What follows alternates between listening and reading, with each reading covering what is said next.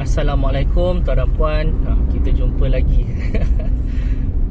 Actually jalan tengah jam, jadi rasanya lebih baik saya gunakan sambil jam-jam itu untuk saya berkongsikan tips bersama tuan dan puan dalam penulisan copywriting. Dan tajuk video saya pada hari ini adalah 3 perkara kecil yang kita abaikan, tetapi kalau kita betulkan boleh menaikkan conversion rate copywriting kita. Baik, sebenarnya dalam kita mengejar teknik baru, formula baru, AI dan text generation yang baru, benda itu tak akan habis. Tak akan habis, akan sentiasa ada perkara yang baru. Dan menjadi kewajipan kita apabila kita belajar sesuatu perkara, contohnya copywriting, wajib untuk kita faham dahulu.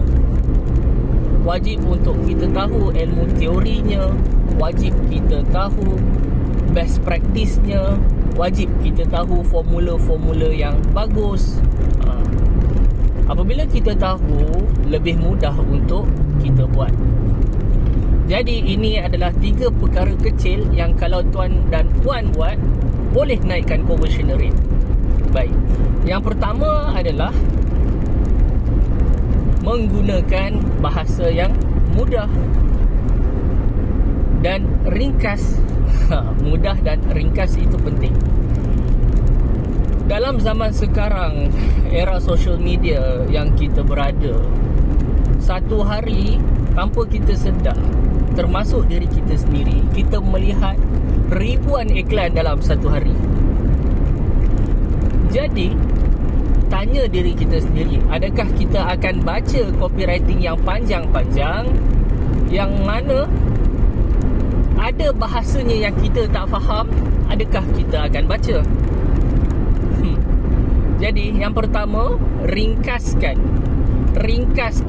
Kita tengok copywriting kita selagi mana kita boleh potong. Kalau kata perkataan yang tu tak perlu, buang perkataan yang. Kalau perkataan di tak perlu, buang kata di. Kalau kata perkataan dan itu boleh ganti dengan simbol dan tu, gantikan. Banyakkan guna perkataan-perkataan ataupun ayat-ayat aktif berbanding ayat-ayat pasif. Itu nanti tuan-tuan boleh tengok lah apa beza ayat aktif, apa ayat pasif lah.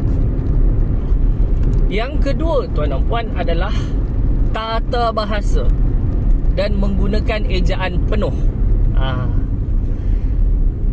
Janganlah kita guna YG, kita eja penuh YANG. Alung cik, tak adalah YANG. Jangan guna dari sudut korang. Jangan guna korang, sebutlah anda, tuan dan puan.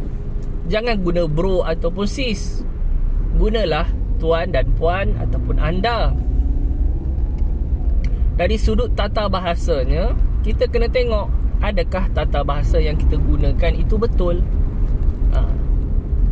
Tujuannya apa?